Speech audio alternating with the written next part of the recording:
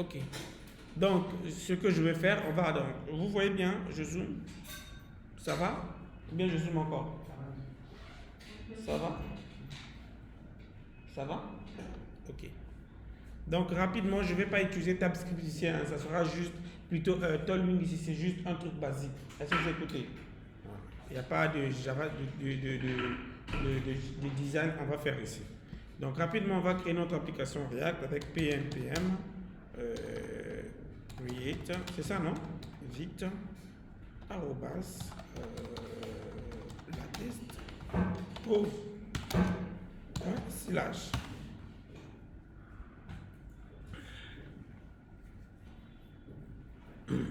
Toi, c'est toi qui avais le point avec PNPM, non? Tu as pu résoudre ça? C'est qui ici qui utilise NPM? C'est toi? Tu n'as pas encore résolu ton problème de PNPM? Là, tu passes directement. Ok. Donc, React. Donc, vous voyez que là, je prends React et ici, je tombe sur ça. Donc, avant, on prenait que JavaScript.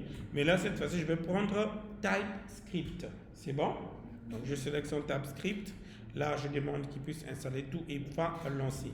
Donc, ce que déjà vous allez remarquer, il y aura une différence, c'est que l'extension JavaScript se termine par .js, alors que TypeScript se termine par .ts. Ok? Ensuite, les composants, en JavaScript c'est .jsx, mais en TypeScript c'est .tsx. C'est ça leur différence. Donc, quand vous voyez un composant qui se termine par .tsx, ça veut simplement dire que c'est du TypeScript ici. Ou encore une fonction qui se termine par .ts, c'est-à-dire que c'est une fonction de TypeScript.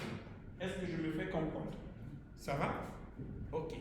Donc là, on va laisser le temps que l'installation, tout se termine. Parfait. Lui-même, il va créer tout ce qui est configuration. Vous voyez ici, vous avez testconfig.node.json, vous avez testconfig.json. Donc, ces trois fichiers-là, s'il vous plaît, à ne jamais les supprimer. Parce que comme je vous ai dit, c'est eux qui vont gérer le codeur pour transformer votre code JavaScript en JS. Est-ce que vous écoutez? Oui. Sélection TypeScript. Yes, pour installer. Là, on peut voir que l'application donc vient de lancer. Et regardez, tu dis les soleil te frappe. Il y a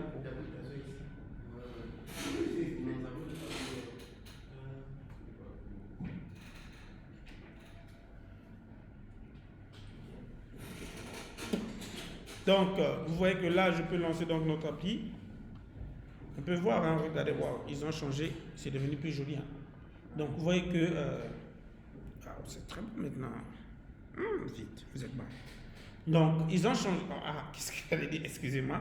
Donc, on peut voir que l'application a été lancée. On a React avec Vite, Get Started, machin, truc. Et là, vous voyez que l'extension ici est app.tsx. Est-ce que vous voyez? Donc, du coup, si je reviens ici, là, je peux fermer le terminal, on s'en fout. Donc, dans le dossier source, on a maintenant app.tsx, alors que si on choisit JS, on aura app.jsx. Et là, on a main.tsx. Est-ce que vous voyez? Ça va? Ok. Alors, sans plus te tarder, je vais dans main.jsx. Hein. J'aime bien leur design. Hein. On peut rester avec le design. Hein. On s'en fout quand même, on lève. Donc, je vais simplement enlever, comme je vous ai dit, hein, l'import de tout ce qui est design, machin truc. Donc, je supprime tout ce que je ne veux pas. On a asset que j'aime pas. On a app.css. Non, je vais laisser app.css plutôt index que je ne veux pas. Je les ai. Ok, mais app.css, je supprime tout ce qui se trouve à l'intérieur. Désolé, hein, je pourrais faire le mien moi-même. Et donc ici, je vais seulement enlever tout ce dont je n'ai pas besoin. Pour l'instant, j'enlève tout ce que je n'ai pas besoin. Ok, et je vais retourner un nouveau return. Pour l'instant, je vais juste lui donner un type, hein, de type H. Hein. Oh, H. Pour simplement dire, on utilise, ok, TypeScript. aujourd'hui. En tout cas, je le dis juste comme ça. Aujourd'hui. Voilà. C'est juste pour dire qu'on utilise ça. Parce que vous voyez que là, comme j'ai dit, je n'ai pas installé Tailwind, rien, on s'en fout de tout ça. Est-ce que vous écoutez? Ça va? Voilà. L'objectif, c'est pas de faire de trucs ici, de design. Alors, regardez une chose. En TypeScript, vous avez ce qu'on appelle, vous avez deux manières de typer les variables. Vous avez ce qu'on appelle par le typage implicite. Donc, je vais faire ça ici. Le typage implicite. OK? Et le typage, je vais venir ici, typage explicite. Alors, ça sert, c'est les deux mots que je viens de dire signifient concrètement quoi? En fait, le typage implicite, c'est lorsque vous laissez TypeScript typer lui-même vos variables. C'est-à-dire que TypeScript va détecter le type du variable en fonction du contenu de la variable et donc va lui donner un type. Est-ce que vous écoutez? On appelle ça le typage implicite. Par exemple, si je fais un const, je prends un exemple basique, je mets par exemple const de nom égal à salut. Ok, là, regardez ce qui se passe. Déjà, ce qu'on voit avec TypeScript, vous voyez qu'il y a du jaune ici. Ça permet au moins de vous expliquer. Quand vous voyez une variable avec le truc jaune comme ça, ok, ou encore souligné en vert, ça dépend, parce que moi, chez moi, c'est jaune. Dans d'autres navigateurs, en fait, dans d'autres ordinateurs, c'est vert. Est-ce que vous écoutez très bien? Quand vous voyez une variable soulignée comme ça veut simplement dire que c'est une variable qui n'a pas encore été utilisée. Ce n'est pas une faute. Ok? C'est juste que TypeScript vous signale que la variable a été créée, mais sans être utilisée. Et si vous ne l'utilisez pas, c'est que TypeScript vous dit supprimez-le en fait. Ne le laissez pas passer. Parce que si vous essayez de builder l'application, il va vous dire telle variable n'est pas utilisée. Donc supprimez-les d'abord avant de builder votre application. Vraiment là, c'est un gars qui est très strict. Est-ce que vous écoutez? Donc regardez par exemple, si je me positionne tout simplement sur ça, qu'est-ce qu'il me dit? Il dit non is declared, its value is never read. Voilà, il me dit non est déclaré, mais sa valeur n'est pas encore utilisée, n'a jamais été utilisée. Ok. Maintenant, ce qui moi m'intéresse, c'est ce nom-là est de quel type? Je vais simplement me positionner devant le nom. Regardez, me dit, là ils ont fait une mise à jour. Sinon, avant ils devaient donner non, le type de la valeur ici. Permettez-moi. Non, ils ne donnent pas. Tu dis? Oui, ils devaient donner. Voilà, normalement, certainement c'est leur mise à jour. Sinon, quand vous faites comme ça, il devrait vous dire normalement que non est un string. C'est-à-dire non, string. Mais là, malheureusement, je vois absolument rien. Ils ont certainement changé leur connerie. Ou encore, c'est Windsurf là qui me fait des bêtises. Apparemment, c'est Windsurf là qui fait ça. C'est pas grave, on va gérer ça tout à l'heure. Voilà, on va le gérer tout à l'heure. Donc, regardez. Ici, par exemple, je viens de déclarer, je vais le mettre let, parce que let, au moins, c'est une variable modifiable. OK? Ici, par exemple, je viens de déclarer non let, voilà, c'est bon, c'est là. Vous voyez que c'est parce que c'était en const. Vous voyez que quand je me positionne devant non, il me dit let non string. En fait, comment a-t-il su que non est un string? C'est grâce à l'initiation que j'ai fait. Le fait de dire non égale à entre griffes salut, il sait que ça ne peut être que du string. Est-ce que vous comprenez? Maintenant, regardez. Si je venais par exemple ici en bas et je faisais non égale à 0, j'ai maintenant un soulignement rouge. Quand vous voyez votre verbe souligné en rouge, ça veut simplement dire que c'est une erreur de typage. Donc, en fait, on ne peut pas, en d'autres termes, dans TypeScript, tu ne peux pas affecter à une variable de type string un nombre. Désolé. C'est deux types différents en fait. Est-ce que vous comprenez? Donc, un string n'est pas un number. Regardez, si vous positionnez dessus, il va dire quoi? Il vous dit type number is not assignable to type string. Vous voyez, il dit que le type nombre n'est pas assignable. Est-ce que vous comprenez? Ne marche pas, ne concorde pas avec le type string. Ça ne peut pas aller en fait les deux. Donc, si tu as déclaré ta variable comme étant du string, tu vas aussi ajouter des variables comme string. Les valeurs de cette variable doivent être des strings. Si tu l'as déclaré comme étant un number, ce qui va suivre va être du number. Vous comprenez maintenant? Et là, regardez, Si vous laissez ça comme ça, vous dites bon, ça va aller, on s'en fout. Lorsque vous allez vouloir builder maintenant votre application, TypeScript va refuser catégoriquement de faire le build. Il va vous dire désolé mon cher, tu dois d'abord résoudre chaque problème que tu as ici. Voyons voir ce que je dis en pratique. Regardez. Si je viens ici, j'ouvre un nouveau terminal et je vais faire donc npm run build. Ok, sans résoudre le problème, hein. On va voir ce que ça fait. Regardez, le build a refusé. Alors, si le build devait accepter, le dossier disque devait apparaître ici comme je vous ai montré. Mais là, qu'est-ce qu'il me dit? Ben, non is declared, but its value is never read. Déjà pour lui, obligé, si tu déclares une variable, tu dois forcer d'utiliser ou encore supprimer-le parce qu'il ne veut pas laisser des espaces vides. Ça crée, comme j'ai dit tout à l'heure, des bugs silencieux. Est-ce que vous comprenez? Et ça sature la mémoire inutilement. Donc, TypeScript n'aime pas ça. Et deuxièmement, il dit encore erreur. Il dit type number is not assignable to type string. Il a refusé catégoriquement tout ça. Donc, tant que tu ne corriges pas tes erreurs, ben ça passe pas. Or, si en étant en JavaScript, ça passait sans problème. Est-ce que vous comprenez? JavaScript se dit bon, de toute façon, nombre, tu veux mon chien, je m'en fous de ça, ça passe. Mais or, quand ça passe, au niveau du navigateur, il te crée un bug silencieux que tu ne te rendras pas compte lors de la production. Est-ce que vous comprenez? Ça va? Ok. Donc, ici, je peux par exemple mettre le 0 entre griffes pour dire que là, excusez-moi, je peux mettre le 0 entre griffes ici. Là, vous voyez que je n'ai plus d'erreur. Est-ce que vous voyez? Le fait de mettre 0 entre griffes, j'ai bien non qui est string, non aussi 0 entre griffes, ça veut dire que c'est du string. Vous comprenez maintenant? Ok. Ça, c'est ce qu'on appelle par une déclaration de type implicite. Alors, à quel moment c'est utilisé?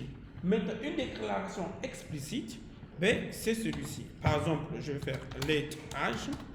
Okay? En réalité, avec implicite, je vais mettre par exemple égal à 0. Ok? Mais comme je suis en train de faire du explicite, je vais me rassurer et je ne me trompe pas dans mes types. Je vais faire simplement 2 points, number. Là, qu'est-ce que je fais? En fait, c'est moi-même qui définis le type de ma variable. Je dis, écoute, âge est un nom par défaut. Ça, ce n'est plus TypeScript qui le définit, mais c'est moi-même qui définis le type que ma variable doit avoir. Ce qui fait qu'à la suite de l'opération, si je viens faire par exemple âge égale à true, j'aurai automatiquement une erreur.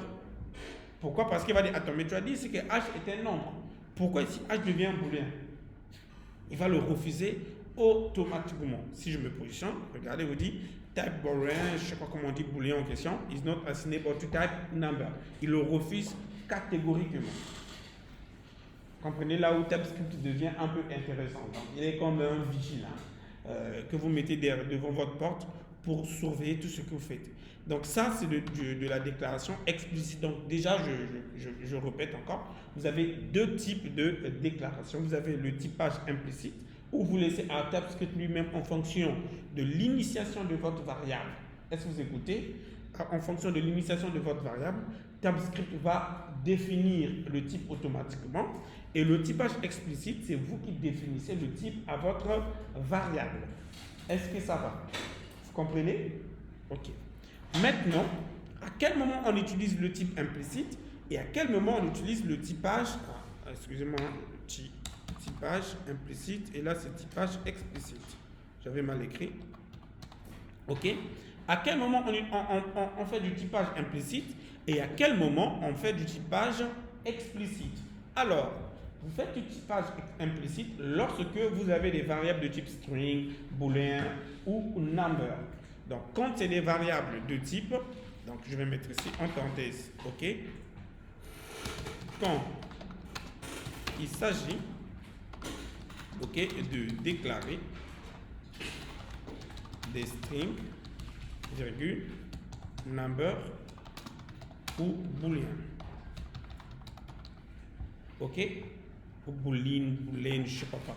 Donc, lorsqu'il s'agit de déclarer que des variables qui sont de type string, number ou encore boolean, ben là, ce qui est conseillé, c'est de laisser à TypeScript lui-même gérer le typage automatiquement. Par exemple, ici, j'ai fait let non égal à salut, je laisse à TypeScript lui-même de gérer. Je peux faire encore, par exemple, un const âge de, excusez-moi, égale à 0. Là, comme ce n'est qu'un nombre, je vais laisser à TabScript de le gérer sans problème. Est-ce que vous écoutez? Ça va? Ok. Maintenant, à quel moment le typage explicite est utilisé? Ben là, quand il s'agit des tableaux, ok, virgule, des objets, ça c'est obligé.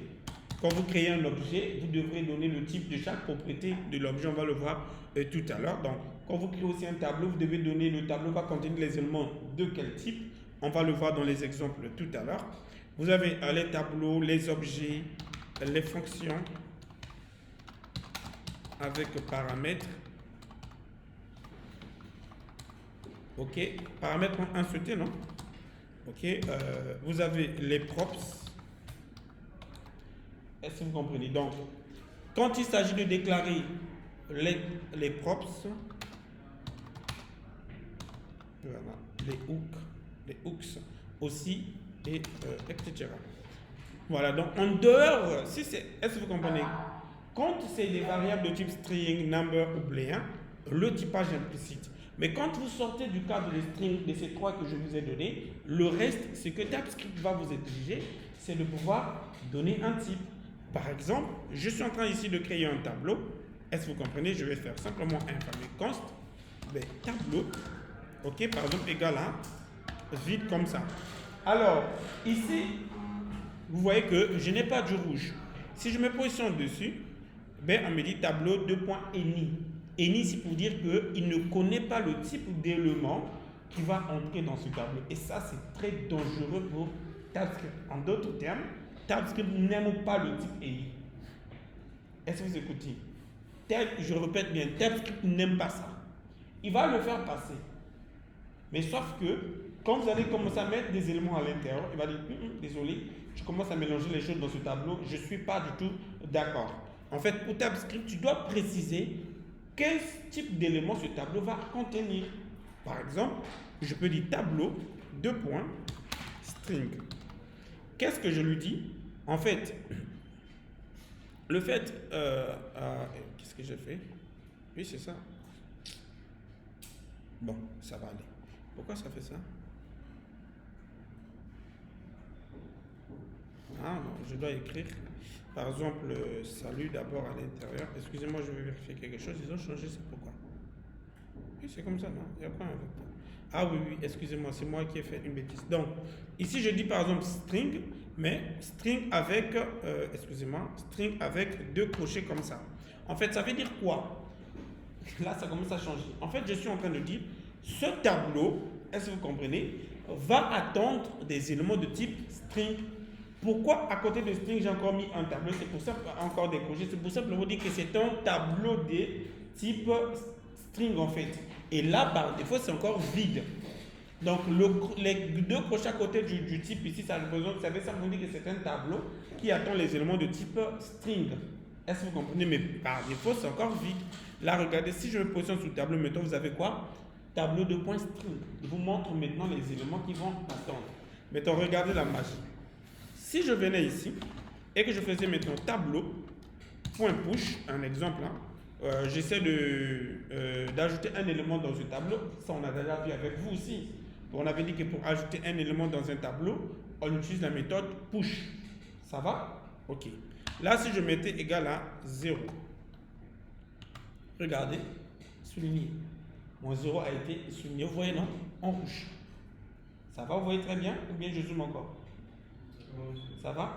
Ok. Tu vois très bien? Ma miss, je ne sais pas pourquoi ton nom ce matin est en train de m'échapper. Ah, tu vois? Voilà.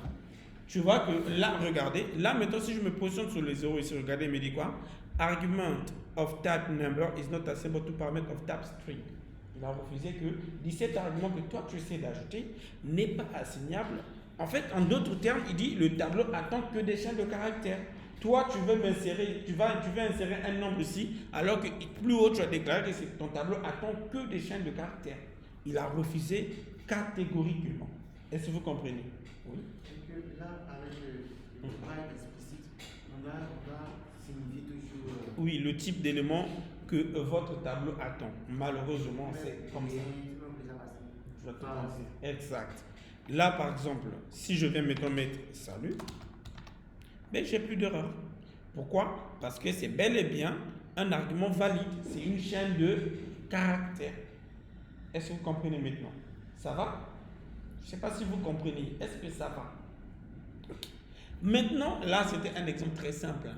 Et si mon tableau attendait des objets? C'est-à-dire que c'était un tableau JSON.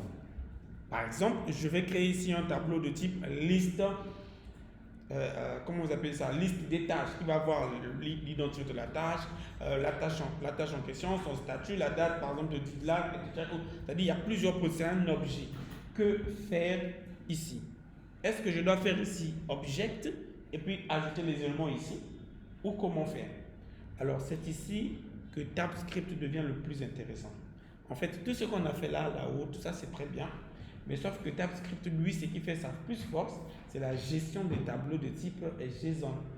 Pourquoi? Parce que vous l'avez constaté, quand on a fait avec vous aussi, au moins 70% des applications reposent sur des tableaux. Est-ce que vous comprenez? Alors, c'est ici que va intervenir ce qu'on appelle par la notion d'interface. En fait, un objet a plusieurs propriétés. Est-ce que vous écoutez? Et vous devrez typer chaque propriété de votre objet. En fait, TypeScript doit savoir que les éléments, les propriétés de cet objet-là sont de tel type. OK? Comment le faire? Je ne vais pas effacer ce qu'on a fait plus haut. Je vais faire ici. On va faire ici. Typage d'un tableau JSON. OK? Premièrement, vous devrez commencer par créer une interface. Bon, ça dépend des développeurs. Dans la majorité des cas, pour créer une interface, en d'autres termes, vous devrez créer votre objet avec les propriétés qui vont aller dans cet objet-là. Par exemple, j'ai besoin de créer l'objet tâche. Donc, je sais que dans mon objet tâche, j'aurai le nom, l'identifiant, etc. Donc, je vais créer l'interface. L'interface, c'est quoi? C'est un espace qui va permettre à TypeScript de savoir quels sont, en fait, en d'autres termes, c'est un espace de sécurité. Est-ce que vous comprenez? Donc, c'est comme si, je prends un exemple terre à terre, c'est comme si je mets un vigile devant ma porte et je lui dis, seulement mon père, ma mère, mes frères peuvent entrer dans ma maison à mon absence. Toutes autres personnes qui ne sont pas listées dans la liste que je te donne n'ont pas le droit d'avoir accès. Est-ce que vous comprenez? C'est ça aussi les interfaces. Donc, grâce aux interfaces, TypeScript pourra savoir, ah, tu ajoutes un objet qui n'est pas défini en amont. Désolé, cet objet ne peut pas être pris en compte. Ah, tu ajoutes une propriété qui n'a pas la bonne forme, ou bien encore le bon format, encore, est-ce que vous comprenez, le bon type. Il va faire des sécurités. Est-ce que vous écoutez? Alors, comment on le crée? En créant tout simplement le mot interface. Donc, vous allez écrire le mot interface. Ensuite, vous allez donner le nom de votre objet. Par exemple, je vais dire ici liste tâche. Et là, pour préciser que c'est liste tâche interface, je vais mettre ici interface. OK? Donc, pour dire que c'est l'interface de liste des tâches. Ça va? Eh bien, là, vous ouvrez les accolades comme ça. Et à l'intérieur de cette interface, vous ajoutez quelles sont les propriétés que liste tâche aura besoin. Par exemple, on a besoin qu'il puisse avoir un identifiant. On va dire que l'identifiant est de type 2 points, est de type string. Vous voyez que là, je commence à préciser chaque propriété d'ici. Donc, ce qui fait quoi? Que si demain, je venais mettre l'identifiant un number, donc je mets par exemple le truc là en nombre, il va automatiquement le refuser. Je vais mettre, il aura besoin d'un nom, il est aussi de type, par exemple, string. Pour l'instant, regardez, je vais le laisser comme ça. Donc là, qu'est-ce que je viens de faire? Je viens de créer une interface qui va donc commencer à détecter. À chaque fois qu'on va vouloir ajouter une liste des tâches, il va voir est-ce que l'identifiant est présent et est-ce que le nom est présent, le nom de la tâche, bien sûr. Si ces deux éléments manquent, la tâche ne peut pas être ajoutée. Il va vous dire, désolé, il y a des éléments qui sont manquants dans l'objet, on ne peut pas les ajouter. Est-ce que vous écoutez? Ça va? C'est ça la protection qu'apporte TypeScript. Je ne sais pas si je me fais vraiment comprendre depuis les débuts. Excusez-moi, j'ai une question. Oui. Au niveau du tableau, là, au niveau de où on a défini le tableau, là. Ici. Plus haut, ici. Puis, ici.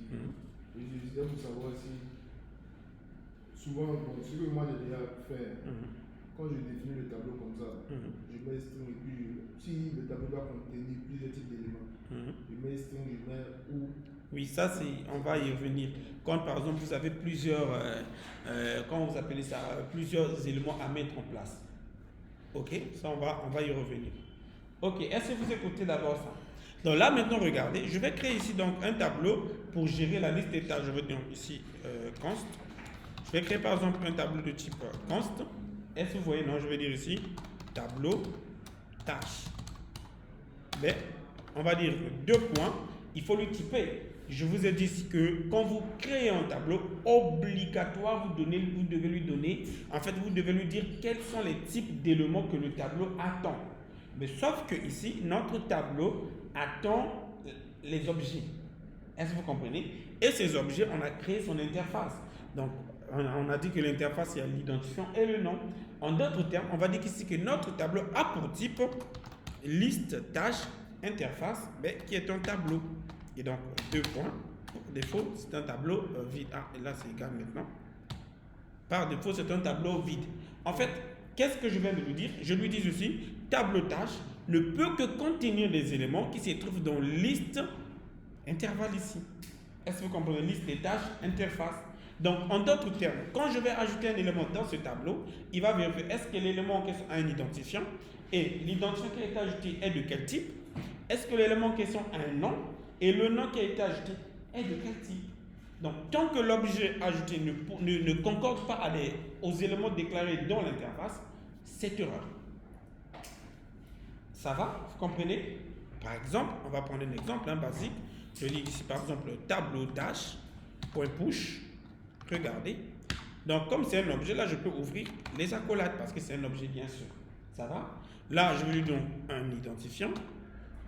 2 points. On va dire par exemple l'identifiant, c'est quoi? Je sais pas moi. On va dire par exemple l'identifiant, c'est un 1, virgule. On a le nom. 2 points. Ça. Alors, regardez. Ici, je viens d'ajouter les éléments, mais ID est automatiquement souligné. Pourquoi? Regardez. Si je me retrouve sur ID, on me dit tab number is not assignable to tab string. En fait, plus haut, on a dit que l'identifiant est un string. Ce n'est pas du tout un nombre. Ici, on va ajouter en tête de string, on va ajouter le number aussi. Si, c'est ce que je suis en train de venir. Est-ce que vous comprenez? Tant que vous le laissez comme ça, il ne doit attendre que cette variable.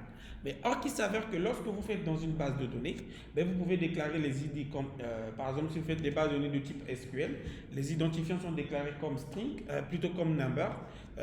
Est-ce que vous écoutez? Mais si vous faites des bases de données NoSQL, les identifiants sont déclarés comme des strings. Alors, que font souvent les développeurs pour pallier à ce problème dans le cas où si un jour je décidais à changer de type de base de données? Alors, au lieu de laisser ID string tout court ici, je peux venir ici, cette fois je vais faire ou, je fais un seul tiret, number.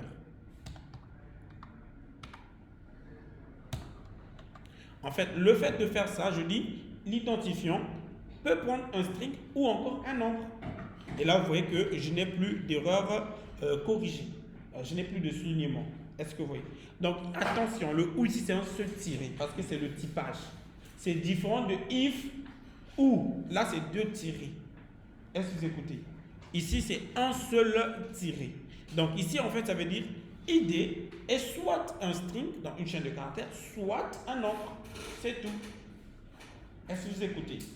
Maintenant, regardez une autre chose. Je vais ajouter ici, par exemple, une variable. On va appeler ça ici, par exemple, date. 2 points. Je mets n'importe quoi comme date. 2026 tiré 03 tiré. Aujourd'hui, on est combien? 24. Alors, regardez, date est soulignée. Mais j'ai ajouté une propriété et automatiquement, c'est souligné. Alors, pourquoi? L'avantage, c'est que j'aime avec Task, il vous suffit de vous positionner devant le truc qui a été souligné et vous dit, bon, en tout cas, c'est en anglais, vous pouvez amener ça sur GPT, il va vous l'interpréter. Est-ce que vous écoutez? Mais regardez quand même, je connais déjà la réponse, mais je vais quand même vous donner, on va le lire. Regardez, il vous dit, the object literal may only specify no properties and that does not exist in type list tâche interface. En fait, ici, il est en train de dire la propriété que vous ajoutez n'existe pas parmi les propriétés de liste tâche interface. C'est tout. En d'autres termes, la propriété date ne figure pas ici. Vous comprenez maintenant? Comme ici ça ne figure pas, TypeScript dit attends, désolé, tu as dit que le tableau ne peut que prendre les éléments qui ont l'identifiant. Elle est non, mais pourquoi tu ajoutes une propriété qui n'existe pas? Si tu le veux, ajoute-le. Donc là, il vous suffit de venir tout simplement ajouter ici date, 2 points. C'est un string par défaut. Mais date plutôt est de type date. Là, vous allez mettre date avec grand machin truc, quelque chose de comme ça. Et là, je peux le mettre par exemple new date. Voilà.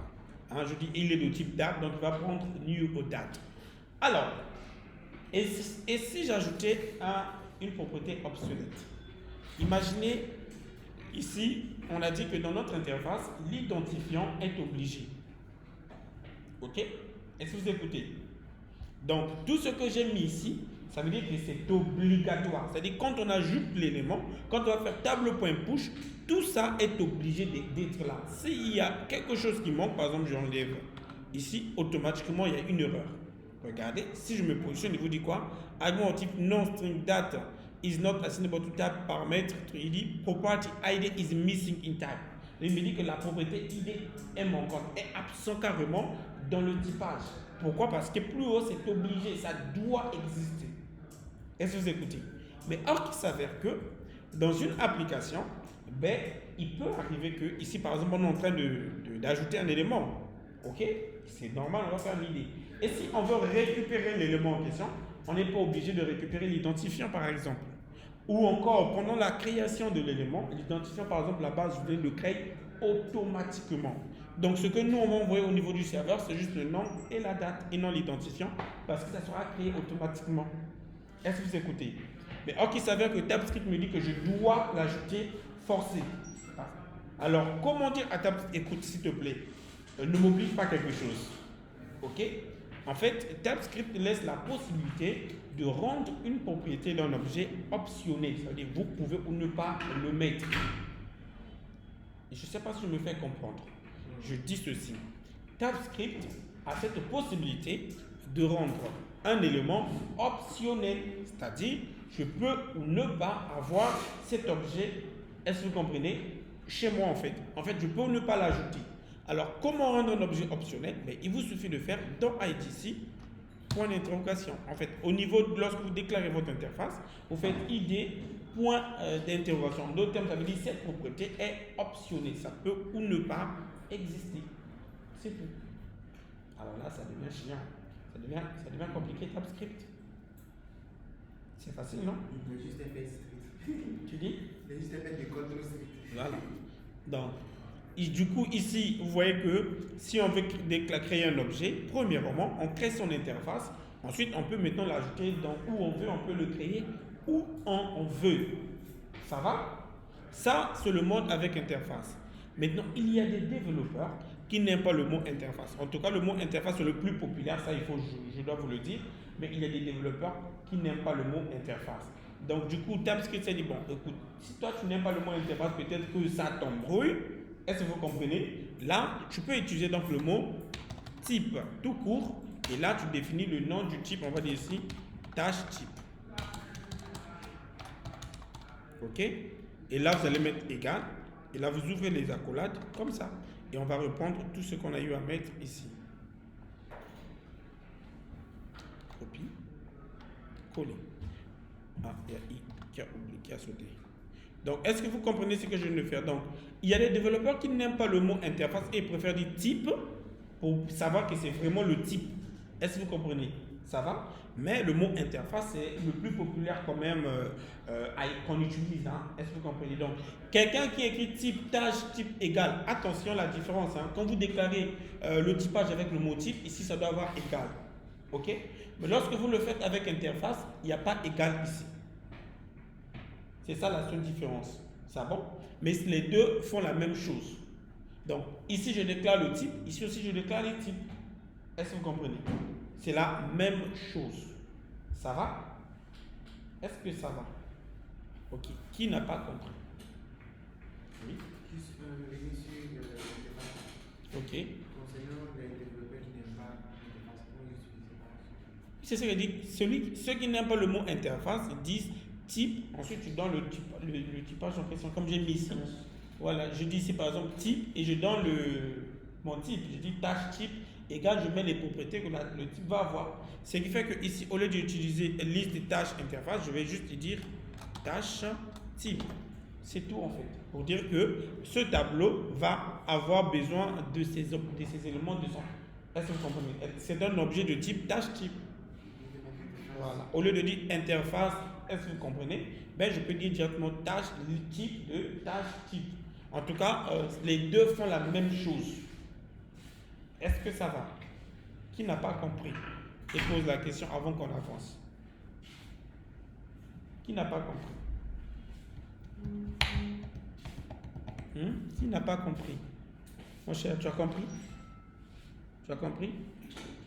Monsieur, vous pouvez revenir sur type, page, type. Ici? Oui. Ok. Je dis ceci. Le mot interface, est-ce que vous écoutez?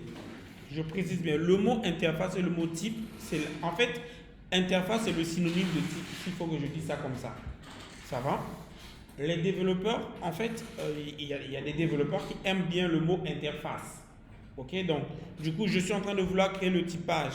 Je vais enlever d'abord comme ça. Je suis en train de créer le typage de mon tableau, puisque mon tableau a besoin d'un type. Il doit savoir, il attend les éléments de quel type.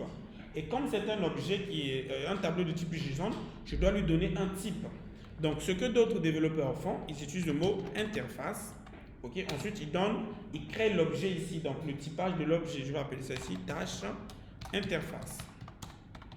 Ok, et là, j'ouvre les accolades et je mets le typage attendu. Donc, le typage attendu ici, on a dit si c'est l'identifiant qui est optionnel, string, ou on a dit c'est ça, non? Ou ça va prendre du number, ok? Et etc. Vous ajoutez les propriétés dont vous voulez de votre objet. Donc ici, en d'autres termes, on est en train de dire que l'objet qu'on va ajouter dans le tableau, voici les propriétés que ça doit avoir. Il doit avoir un identifiant qui sera soit string, soit number, il doit avoir le nom, il doit avoir. On est d'accord? Ok? Ça, c'est la même chose. Maintenant, on peut aussi, au lieu d'écrire interface, tâche interface, on peut tout simplement écrire type, et là, on va dire tâche type. Ça veut dire le type des tâches qu'on attend. Et là, on va mettre égal. On ouvre les accolades et on met exactement ce qu'on a mis tout à l'heure. String ou number. Ok? Donc, c'est la même chose. Donc, au lieu que je puisse dire interface, ben, d'autres développeurs préfèrent le mot type. Mais d'autres développeurs préfèrent le mot interface. Est-ce que vous comprenez? Les deux jouent le même rôle en fait. Je ne sais pas si je me fais comprendre. Par exemple, moi, je préfère beaucoup le mot type. Les intelligences artificielles, eux, ils préfèrent le mot interface. Donc, vous comprenez que c'est selon la préférence de chacun en fait. Ça va? Vous comprenez maintenant? Ok, avec moi, vous allez voir que j'utilise beaucoup plus le mot type. Ça va? Ok. Donc, voilà un peu les amis. Là, je vais enlever. Est-ce que vous pouvez savoir, au niveau de des string ou number, je peux ajouter encore d'autres choses? Ici? String ou number. Tu peux ajouter, il te suffit de mettre tirer pour mettre tout. Mais il n'est pas trop bon de mettre beaucoup de typage. Par exemple, imagine, je vais mettre, ça attend le string, ça attend le number, ça attend le booléen. Ça devient du tout et du n'importe quoi en fait. Soit c'est un nombre, soit c'est ceci. Est-ce que tu comprends? En fait, l'objectif c'est quoi ici de typer? L'objectif c'est de rendre ton application plus robuste pendant la production. Parce que si tu ajoutes plusieurs types, en fait, qu'est-ce qui va se passer? Imaginez que je mettais ici et aussi est égal à booléen. Par exemple, qu'est-ce qui va se passer?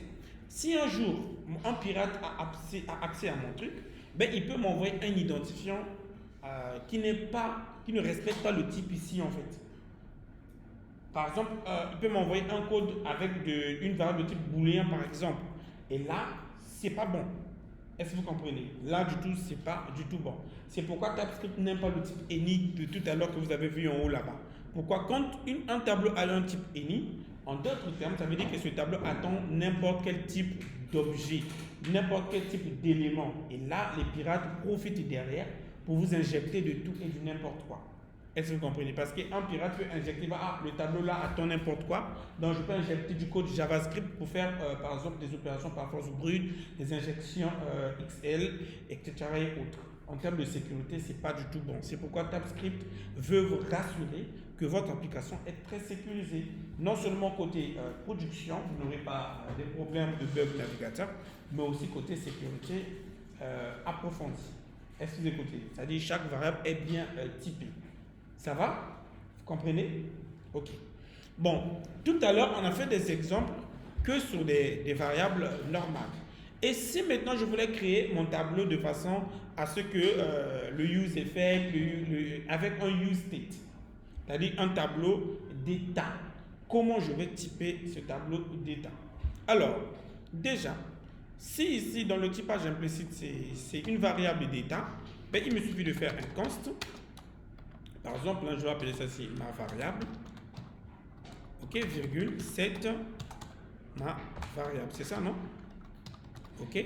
Si c'est comme c'est une variable de type implicite, une déclaration plutôt implicite, ben, je fais simplement use state, que j'importe bien sûr. Par exemple, c'est un nom.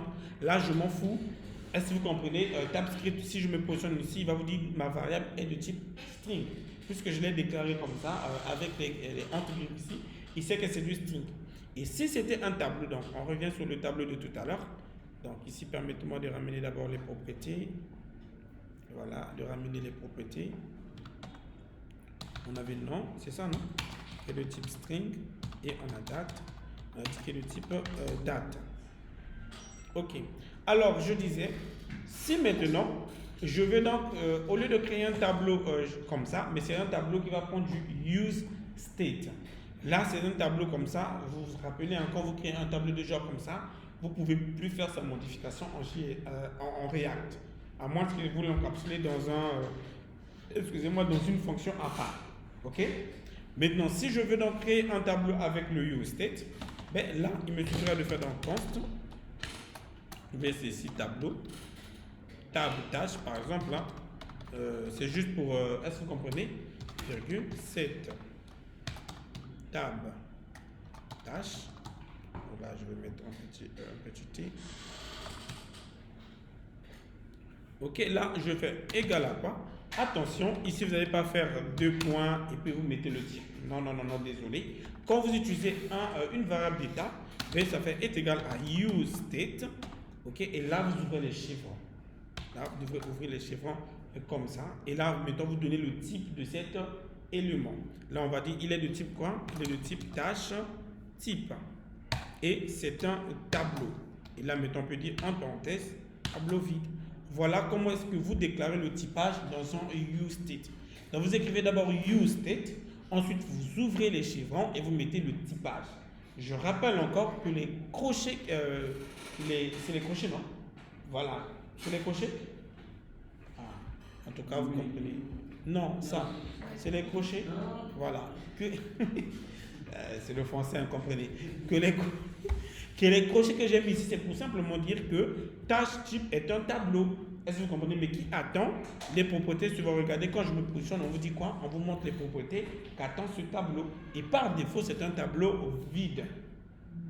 Est-ce que vous comprenez? Là, maintenant, plus tard, quand vous voudrez ajouter des éléments à l'intérieur, on va faire tout simplement cette table, machin, truc, pour ajouter les éléments à l'intérieur de notre tableau. Voilà, les amis, et TypeScript. Le cours est fini. Le cours de TypeScript est fini. Ouais, moi, je vais demander. Oui. Monsieur Jean, monsieur, par exemple, dans notre projet comme ça, là, est-ce que moi, je peux créer un modèle .tx ou quoi pour récupérer toutes les interfaces et puis j'importe ça dans mon composant qui voit le flux? Je n'ai pas compris. Les interfaces, là. Je crée par exemple un fichier nommé modèle.txx où je crée les interfaces là et puis j'importe ça dans mon composant. C'est comme ça qu'on fait en fait. Ici, imaginez-vous que par exemple, ici, j'ai une application auquel j'ai les détails des tâches. J'ai peut-être 2-3 pages. Par exemple, la première page, c'est pour afficher un tableau où il y a la liste des tâches. Ensuite, il y a la deuxième page pour afficher par exemple les détails d'une tâche. Est-ce que sur chaque composant, je dois créer le typage là? Je ne pense pas. Ce qu'on fait, on crée un composant, plutôt un contrôleur, auquel vous allez créer tous vos types. Et on va le faire tout à l'heure dans la pratique de l'exercice. Là, c'était d'abord le cours. Là, mettons, faites importe là où vous voulez l'appeler. Je dis le cours est fini. En fait, ce n'est pas totalement fini en termes de finir. Hein. Il reste à voir comment typer les propriétés, par exemple, d'une fonction. Parce que quand vous créez une fonction de type, une fonction avec paramètre, chaque paramètre doit être typé, ça c'est obligé. Lorsque vous créez par exemple un composant props, qui va avoir des props, les props là doivent avoir le typage. Donc c'est ce que je vais vous montrer tout à l'heure comment le faire. Lorsque vous appelez quoi les gens? On va juste utiliser Bootstrap pour gagner en temps. Lorsque, par exemple, vous faites les appels des événements comme les onChange, etc. et autres, ben, il a besoin du typage. Donc, on va voir comment récupérer ces typages qui sont un peu compliqués parce qu'il y a des typages, je vous dis la vérité, toi tu regardes les numéros educate. Tu sais pas. Voilà. Mais ne vous en faites pas, TypeScript est trop gentil. Il va vous dire de quel type d'élément s'agit-il. Mais sinon, le cours même de TypeScript est terminé comme ça. En fait, le principe, c'est de savoir comment typer ces variables. La notion d'interface que nous venons de parler tout à l'heure, donc il y a le typage des objets, est-ce que vous comprenez? Ou encore le typage des trucs. Donc vous avez compris le principe. Donc si vous comprenez ce principe, c'est fini. Tout ça, c'est TypeScript. Vous voyez que c'est du JavaScript, non? Ça n'a rien changé, c'est du JS. Ou bien? Seulement que le mot type ça ajouté devant. Point. En tout cas, c'est à cause de ça que Microsoft a gagné beaucoup d'argent. Eh oui. Et son truc est devenu le plus utilisé dans le monde. Donc voilà un peu les amis, le cours sur TypeScript. Alors si vous perdez le lien sur la plateforme. Ok. Non, c'est après AP c'est TypeScript. Ok, maintenant faisons la pratique de tout ça. Donc, vous me permettez de supprimer d'abord tout ça, non? Ok. Vous avez compris? Ok. Donc, je supprime tout ça. On va donc ici créer maintenant notre petite to-do list et nous entrerons à la maison. On ne va pas faire quelque chose de compliqué. Ça va? Et comme j'ai dit, on va juste rapidement utiliser Bootstrap pour essayer de voir un peu deux, trois trucs. Ça va? Juste pour essayer d'avoir un design, quoi. Donc, je vais réinstaller rapidement Bootstrap. Quand vous voulez utiliser Bootstrap dans, comment vous appelez ça? Dans React, rien de plus compliqué, il vous suffit juste de l'installer. Donc, je vais ouvrir ici, on va faire simplement pnpm add, et là, vous allez faire Bootstrap. J'espère que vous suivez. C'est bon? Donc, vous faites pnpm add Bootstrap, et vous tapez Entrée. Donc, il va installer Bootstrap, il va ajouter Bootstrap dans votre projet. Ok. Est-ce que ça va? Ça va pour tout le monde? Ok. Là, je vois que Bootstrap a bel et bien été ajouté dans mon projet. Alors, ici, je peux fermer ça, on s'en fout. Donc, dans app.gs6, j'ai besoin d'ajouter ce Bootstrap. Comment ajouter Bootstrap dans React? Ben, il me suffit de venir ici, je vais faire import.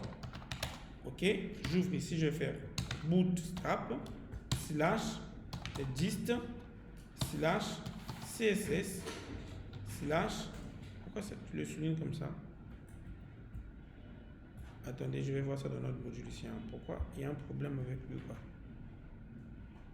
C'est ça, bootstrap dist css, et là je vais mettre bootstrap.css. ok.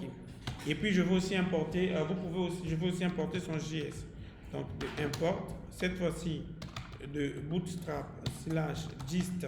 Attention, ici c'est vraiment dist, / cette fois-ci c'est JS / bootstrap.bundle.js. C'est juste pour gagner en temps, je ne veux pas encore être là installé. Vous avez créé un type Bootstrap. Non, vous ajoutez Bootstrap. Tu fais ceci. Je ne sais pas si j'ai déjà fermé. Oui, vous faites ceci. J'ai dit npm ou npm install, npm add bootstrap. Vous ajoutez Bootstrap dans votre projet. Et une fois que vous l'avez ajouté, ça va. Et puis, vous venez dans app.js, TSX, vous l'ajoutez comme ça. Donc, pour le CSS, c'est bootstrap / dist /css/bootstrap.css, donc il y a bien un port.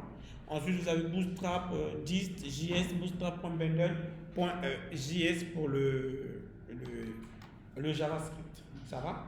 Ou encore, si vous ne voulez pas l'utiliser comme ça, si vous ne voulez pas vous tracasser la tête, ça je dis clair et net. Est-ce que vous écoutez? Si vous ne voulez pas vous tracasser la tête de comment je fais, vous pouvez utiliser Bootstrap en mode CDN. Là, vous l'ajoutez dans index.html dans le head, comme on a ajouté au début. Vous allez sur le site de Bootstrap, vous prenez le CDN, vous le collez là-bas, point final. Ça va? Ok.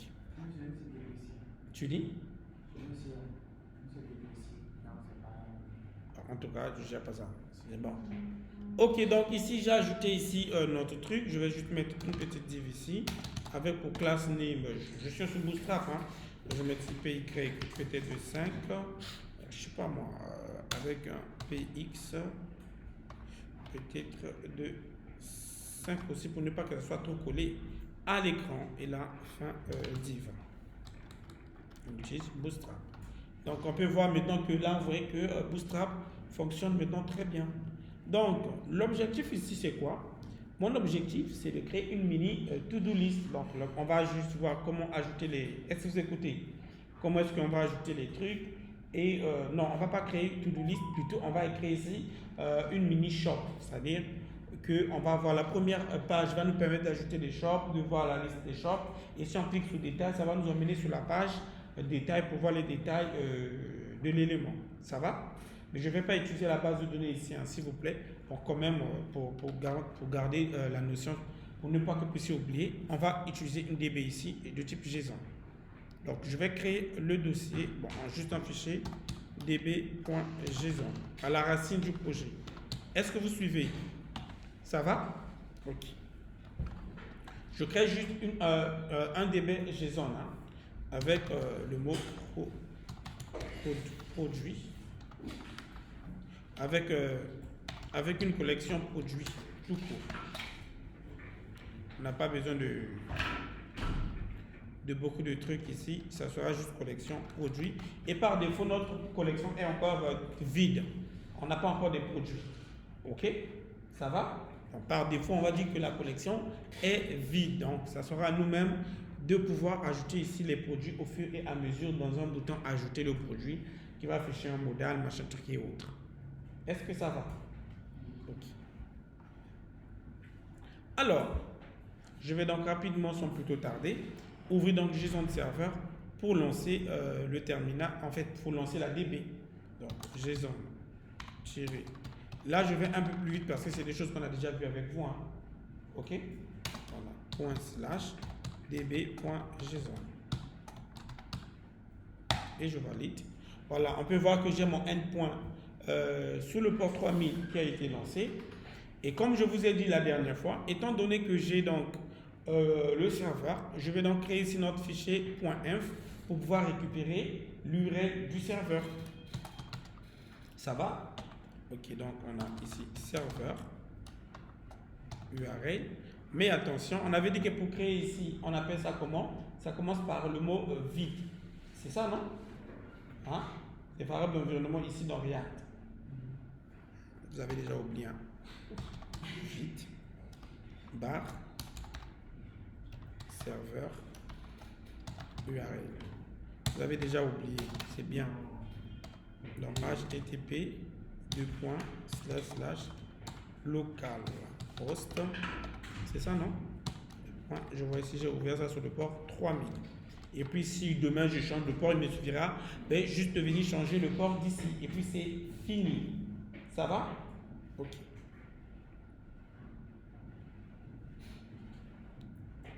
Ok, donc là, j'ai ma DB qui fonctionne, j'ai tout qui fonctionne.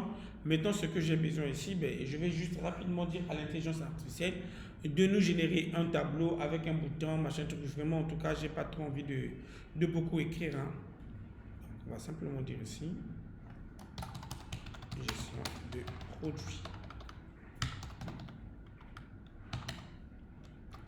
Voilà, ça sera juste le mot gestion de produits. Je vais donc dire à l'IA ici, hein, je vais dire ici, créer un tableau HTML, ok, pour afficher la liste des produits. Ok, la liste des produits avec les propriétés suivantes. On aura ici les propriétés de notre liste de produits qui sera créée. On aura ici le nom du produit. On aura le prix du produit. Il y a quoi encore? Stock. Donc la quantité qui est en stock. Et action. Voilà. Et action. En tout cas, point.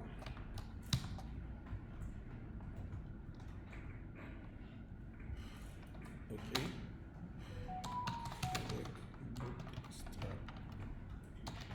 Je lui dis d'utiliser Bootstrap, voilà, pour afficher machin truc. Ok, donc je demande à l'IA de pouvoir nous créer un truc rapidement, juste un tableau, vite fait. On n'a pas encore le truc de produit.map, donc du coup, vous voyez que ici par exemple, excusez-moi, il m'a créé des trucs avec déjà des fonctions handle delete, handle machin truc. Ces boutons là pour l'instant, je vais d'abord les zapper. En fait, tout ça là même, je vais d'abord le zapper, on s'en fout d'abord. Ça sera d'abord un produit, un tableau totalement vide. Donc juste avec un seul TR, c'est bon.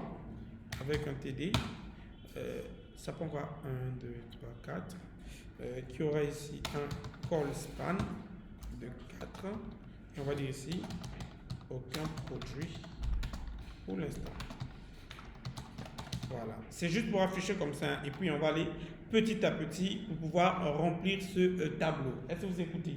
Ça va? Ok, donc on peut venir ici, on peut voir que dans le navigateur, nous avons déjà notre tableau. Donc on a ici, ça aura le nom, le prix, le stock, ainsi que l'action. Bon, après, c'est trop gros aussi. Hein. Là, j'avais mis P, machin truc, bon, on s'en fout. Ok. Est-ce que vous comprenez? Ça va? Vous comprenez? Ok. Donc, du coup, l'objectif, c'est quoi? C'est qu'on va avoir un bouton, ajouter un nouveau produit. C'est comme on est en train de faire la gestion des produits. Ou encore, on va dire un peu genre gestion de stock dans une boutique. Ok, donc l'objectif ici, c'est de ne pas l'afficher joli et cadre.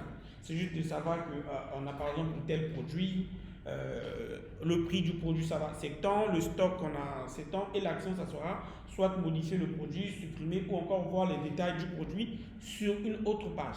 Ça va? Ok. Mais je sais pas, je pense pas qu'on va terminer. Ok, donc je disais, je pense pas qu'on va pouvoir le terminer. L'objectif, ce n'est pas de terminer cet exercice. Est-ce que vous m'écoutez? Mais l'objectif, c'est que vous puissiez voir comment utiliser TypeScript dans ce genre de cas. Ça va? Est-ce qu'on est d'accord? Ok. Alors, rapidement, donc, je vais simplement ici venir mettre une div. Ok, je vais lui donner une classe name, on va dire ici pb de 5 et table responsive. Ok, et là dans cette div, je vais juste avoir un bouton, ok, que je vais appeler ici ajouter un produit. Voilà, et là ça sera class name. BTN, genre primaire, hein. C'est juste du TypeScript, du truc, hein. Ok, avec un MB de 4, juste pour avoir l'ajout de tout ça. Là, je le colle ici.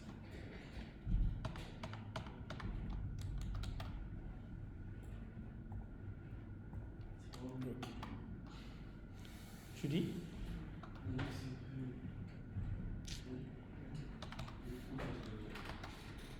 Voilà, donc vous voyez que j'ai donc le bouton, le nom, etc. Mais, s'il vous plaît, on va bien faire les choses. Est-ce que vous m'écoutez? Dans une application correcte, on sait que le tableau et le bouton ne sont pas dans les mêmes composants. On est d'accord? Nous ajouter un produit et non produit ne se trouve pas dans le même composant. Ok? Donc, du coup, ce que je vais faire, ben, au niveau donc de mon dossier source, je vais créer donc le dossier component, ok, et à l'intérieur, donc je vais mettre ici table produit, hein, qui représente donc c'est en TSX, c'est bon, qui va représenter ici tout ce qui est table produit. On est d'accord? Ça va? Ok. Et donc, je vais prendre tout ce qui est table produit ici et je le colle ici. Voilà. Ok, donc j'importe tout ce qui est table produit dans ce composant-là. Ça me permet de mieux aérer. Et là, je vais juste venir importer le composant comme on a l'habitude de le faire. On appelle ça quoi déjà? Table produit. Voilà. Et pareillement sur le bouton, donc je vais enlever le bouton là aussi ici pour donc créer un composant qu'on va appeler ajout produit. .tsx. Ok, et là, je vais donc ajouter le bouton ici. Est-ce que vous comprenez? Donc, j'ai les deux composants. Le composant qui va me permettre d'ajouter le produit et le composant qui va me permettre de pouvoir voir les produits dans le tableau. Donc, table produit. Ça va? Je ne sais pas, je suis trop rapide ou bien ça va? Ça va? Ok. Donc, là, je viens donc ici importer. On appelle ça quoi déjà? Ajout produit. Voilà. Donc là, on peut voir que si je viens ici, c'est la même chose. Hein. Mais chaque composant joue bien sûr un rôle. Maintenant, le problème, ça va se poser ici. La dernière fois que nous avons vu ça avec vous, on avait parlé ici de quoi? On avait parlé ici de... Ah, comment on appelle ça? Ah voilà, excusez-moi, il y a une chose que j'allais oublier. On a dit que ce sera multipage. Donc, je vais créer le dossier page ici. Ça va? Et donc, à l'intérieur, ici, je vais donc avoir la page home.tsx. En deux termes, c'est la page d'accueil. Hein. Ok, c'est la page d'accueil en réalité qui devrait avoir ces deux éléments que j'ai ici.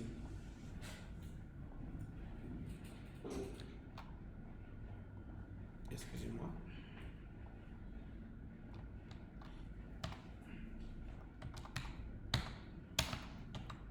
En réalité, c'est la page d'accueil qui devait avoir les deux éléments ici. Voilà, là, ça sera ajout produit. Et là, ça sera liste produit que je vais faire l'importation. Ok, et là, on va donc enlever ces deux-là ici. Dégage.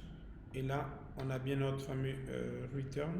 Pour l'instant, je ne vais pas trop me tracasser la tête. On va juste afficher le home d'abord. Et puis demain, ou bien je ne sais pas, vous à la maison, quand vous allez implémenter le React Router DOM, vous pouvoir faire le routage, pour voir les détails d'une page, etc. Est-ce que vous écoutez? Ça va? Ok. Alors, ici, on n'a pas besoin de toi, dégage. Tu dis?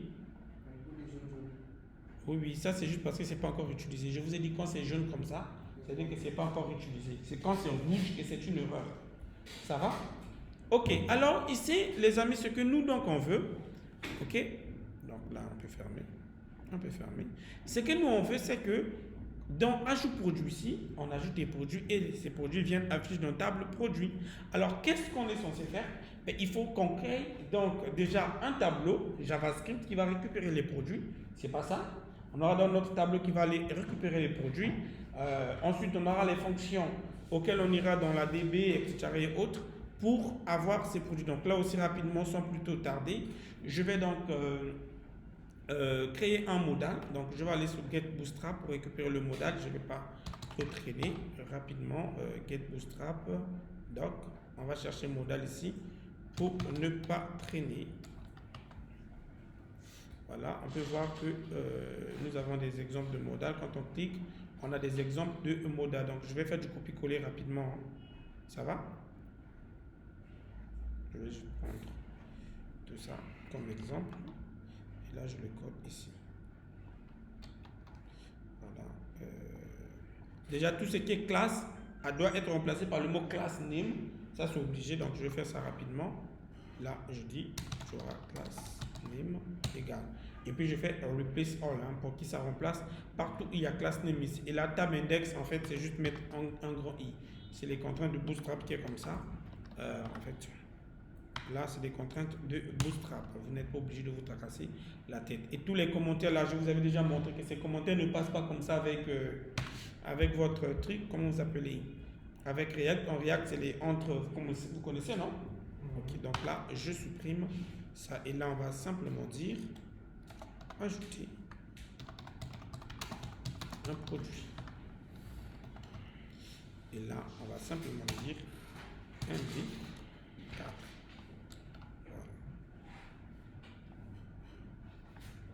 Voilà. Ok. Donc, nous avons ici notre modal. Et là, on va enlever ça. Et donc, à l'intérieur ici, je vais dire à l'IA de nous ajouter un formulaire. Hein. Ça va? Rapidement, il va nous ajouter dit un formulaire.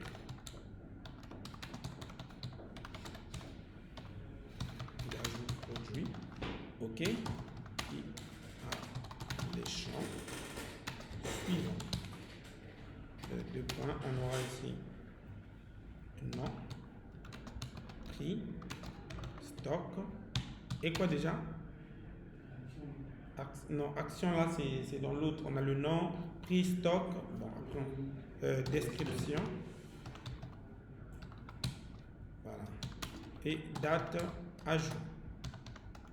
En tout cas, date, ajout. La date où on a ajouté par exemple le produit en question. Bon, date à jour, on va dire que ça s'ajoute automatiquement. Hein. On va pas le faire manuellement. Ça va s'ajouter automatiquement. Date à jour s'ajoute automatiquement. Ok, donc là, si je viens ici, dans notre appli, c'est MMO.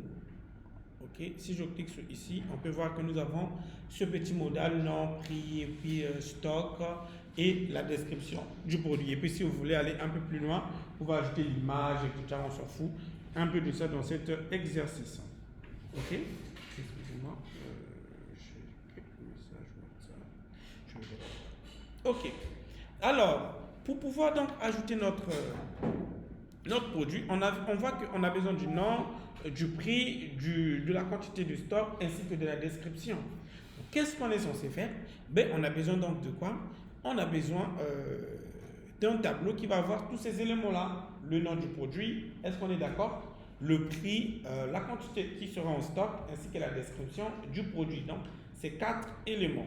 Donc là, ce que je vais faire, je vais donc venir dans Home ici pour venir créer notre variable. Donc on aura ici const. Ok, on aura ici quoi? Liste produit. Parce que c'est la liste des produits. On est d'accord? Ok, virgule 7. Liste produit. Ok, est égal à quoi? Use state. Ben avant, c'est qu'on faisait, on disait juste c'est un tableau vide. Or, tout à l'heure, je viens de vous dire que comment vous appelez ça? TypeScript n'aime pas ça. Pour TypeScript, on ne peut pas déclarer un tableau avec le type never ou any. Il le refuse. Il ne veut pas du tout de ça. Donc, qu'est-ce qu'on est obligé de faire? On est obligé de créer une interface ou encore de donner le type de ce deux-là. Donc, tout simplement en venant, tout simplement ici, en faisant des types, ok, ou encore interface, comme je vous ai dit, hein, ça va? On va dire ici produit. Type, dans d'autres termes, le type des produits est égal à quoi? On a dit ils auront besoin de quoi? Ben, déjà d'une identifiant qui est optionnelle parce que on ne va pas le récupérer n'importe comment, ça va? Ben, on va dire il est de type string. Ici, je vais laisser juste le type string. Pourquoi? Parce que JSON serveur n'utilise que des strings. C'est une base de données NoSQL. Ça va? Ensuite, on aura besoin du nom, donc le nom du produit, et qui est obligatoire. Donc, il est aussi de type string. On aura besoin du prix, qui est aussi obligatoire, qui sera ici de type quoi? Le prix, le type number, pour dire qu'on a besoin du prix, qui est un nombre. OK? Et par défaut, oui. Le prix, là, on met les France CFA, tout ça. Ça, c'est la devise. Ça passe tout ça. Ici, on peut pas. Ici, c'est juste, tu mets juste le prix. Si maintenant, si tu veux ajouter des devises dessus, ça c'est un problème. Voilà. Mais pour l'instant, on ne va pas trop compliquer la tâche. Il y a une fonction, je ne sais pas, je vous avais dit, je vous avais envoyé ça, non? Non. Bon, on fera ça quand on parlera de React Native. Vous me rappelez ça, c'est juste une fonction JS qui permet de convertir les trucs en nombre, en devises, machin truc. Ok, on a besoin de stock, c'est ça, non? Ok, on a besoin du stock qui lui aussi est un nombre. Et par défaut, c'est 0. En fait, ici aussi, vous pouvez dire par défaut, c'est 0. En fait, ça veut dire quoi? Vous dites ici, le prix est un nombre, mais par défaut, c'est 0, parce qu'on ne connaît pas encore ça. Est-ce que vous écoutez? Le stock est un nombre, par défaut, c'est aussi 0. Oui. Quand la référence, on laisse virgule. Ici, vous pouvez enlever. Au lieu de 0, là, on laisse les virgules. Ça fait rien aussi. Ici, c'est la même chose en fait.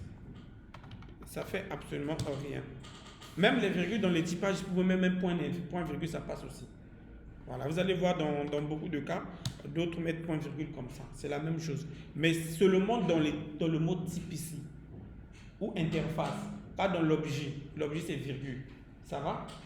Mais moi, pour ne pas m'embrouiller, je préfère mettre virgule pour ne pas avoir trop de... Voilà. Et pour finir, on a quoi? On a la description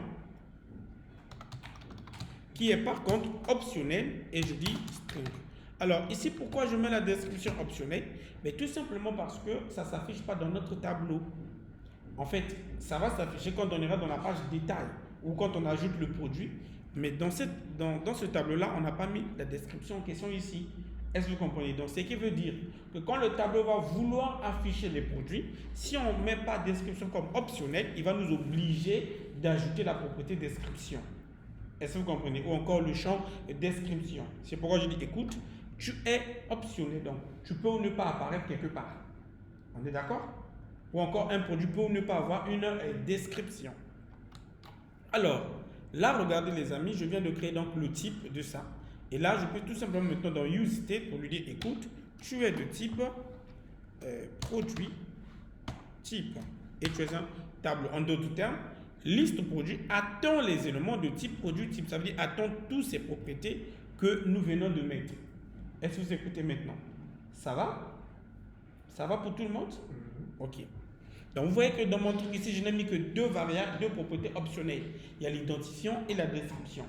L'identifiant, je l'ai mis optionnel. Pourquoi? Parce que lors de la création, on n'aura pas besoin d'envoyer l'identifiant. Gisant le serveur va le créer automatiquement. Donc, pas besoin de le préciser dans notre champ, dans les éléments que nous allons envoyer. Ça va? Ensuite, la description, j'ai dit tout à l'heure, ça ne va pas apparaître partout. C'est pourquoi c'est optionnel. C'est bon? Ok.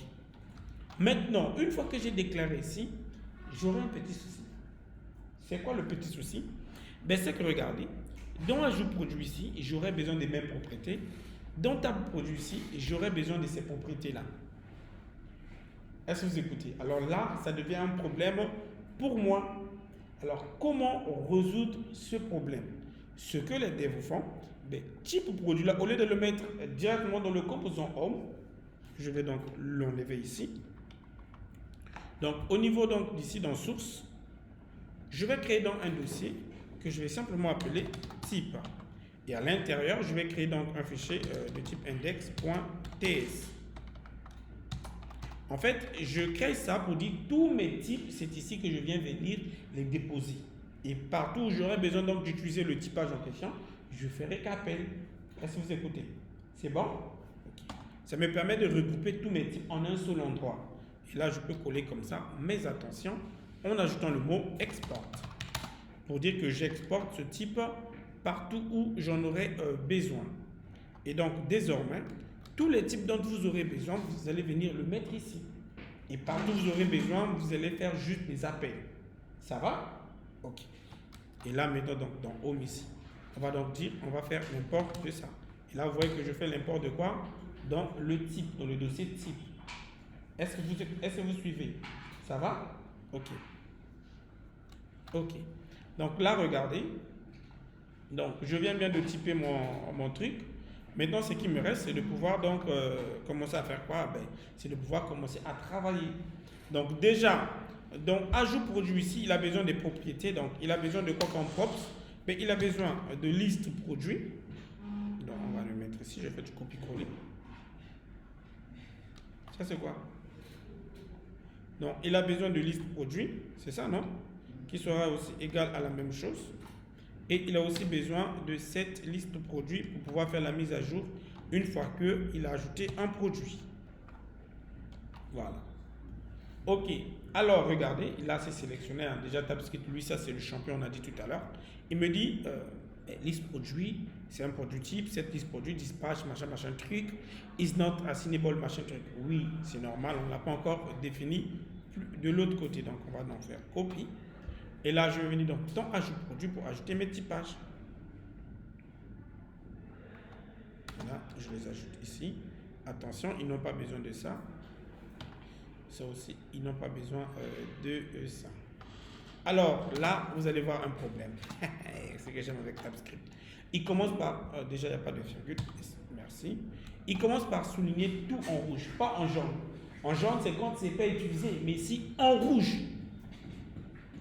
Vous vous rappelez, au début, je vous ai dit tout à l'heure que lorsque vous créez des props, vous devrez les typer. Vous vous rappelez, non? Ok. Alors regarde. Si je me positionne sur liste produit, il me dit all descriptive name. Ah bon, ça c'est dit. Il dit bind element list produit implicit as any type. En fait, quand vous déclarez des props, vous devrez le typer. Ces props-là sont de quel type? Donc, ce que vous devez faire, je vais donc copier ces deux-là. Je vais donc me rendre sur notre fameux fichier de index de tout à l'heure. Je vais donc venir ici, je vais dire, je vais faire un export, ok, de quoi? De props type. Donc, est-ce que vous comprenez? Les types des propriétés est égal à quoi? Excusez-moi, on colle ça ici. Donc, on aura props type et cette machin truc type. Ok. Alors, ici, en fait, il me dit, je dois typer mes propriétés. Liste produit est de quel type? Il me dit, cette liste produit sera aussi de quel type? Or que plus haut, on a dit que liste produit est de type produit type. Donc là, ce sera plus facile. Je lui dis, écoute, toi, tu es de type produit type. Oh, pourquoi ça ne sort pas? Je fais du copier-coller. Type produit type, et c'est un tableau. Ok? Ah, j'ai oublié de mettre le mot type. C'est pourquoi je vois les erreurs. Ok. Donc, ici, on dit liste produit, il est de type produit type. Ah, on est d'accord parce que c'est la liste des produits. Mais on aura un petit souci, c'est quoi? Regardez, ici, il est de quel type alors lui? Lui, c'est un setter. Le setter, c'est la fonction qui fait la mise à jour de notre variable. Il est de quel type? Là, on ne connaît pas, même moi, je ne connais pas en réalité. Alors, que faire lorsque vous ne connaissez pas le type d'une variable avec TypeScript? Comment le typer? Attention, ne mettez pas any, c'est interdit. Je ne sais pas si je me fais vraiment comprendre. Ok? Alors, comment faire quand je ne connais pas le type de truc?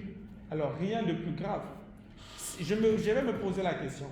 Cette liste produit est le setter de quelle variable? Mais il est le setter de la variable liste produit. Ok? Qui est lui-même un objet de type produit type. Ok? Alors, pour récupérer donc le type de cette fonction-là, il me suffit de remonter où est-ce que je l'ai déclaré. J'ai créé ça où? Dans Home. On est d'accord? Et comme ici, j'avais déjà donné le type, donc produit type, donc si je me positionne sur liste produit, on voit bien que liste produit est de type produit type. Alors, son setter va être quoi? Je vais donc me positionner sur son setter et bam, automatiquement, il me donne, il est de type React.dispatch, tout ça. Il me donne son type. Regarde le canal box là, ça c'est Madame Andrea. Excusez-moi. Et allô, Madame Andrea? Allô? Ouais, Madame Andrea?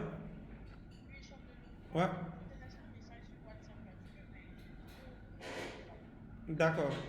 D'accord, je ne vais pas prêter attention. Ok. Excusez-moi, je vérifie un message qu'on m'a laissé par Madame Andrea. Je n'ai pas prêté attention.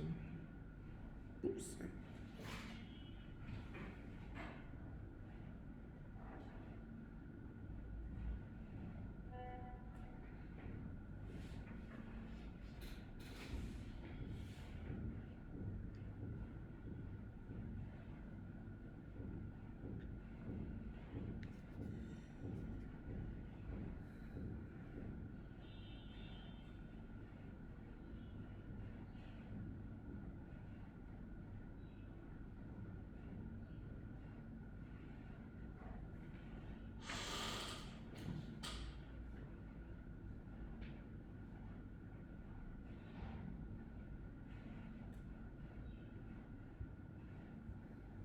Accorde-moi une minute. Je disais, il vous suffit donc de venir vous positionner donc là où vous l'avez déclaré. Est-ce que vous écoutez? Donc, du coup, quand vous ne connaissez pas, je répète encore, quand vous ne connaissez pas le type d'une variable, surtout des setters, hein, c'est-à-dire les use, donc quand vous utilisez le use, donc les setters là, il vous suffit de venir là où vous l'avez déclaré, donc là où vous avez créé la variable, vous positionnez sur le setter en question, il va vous donner le type de la variable. Et là, il vous suffit juste de copier le type comme ça. Donc, vous positionnez, vous copiez tout simplement le type, copiez et vous l'emmenez où est-ce que TypeScript vous le demande. Nous, TypeScript nous le demande où? Ben, ici. Donc, on va dire ici, 2 points. On le colle. Excusez-moi. Où TypeScript on a besoin. Est-ce que vous écoutez? Mais ici, je vais le rendre optionnel. Pourquoi? Je vais rendre ce setter-là optionnel. Pourquoi? Parce qu'on n'en a pas besoin dans le composant qui affiche les produits. C'est-à-dire dans le composant du tableau, on n'aura pas du tout besoin de ça dans ce composant. On a juste besoin de ça dans le composant ajout produit.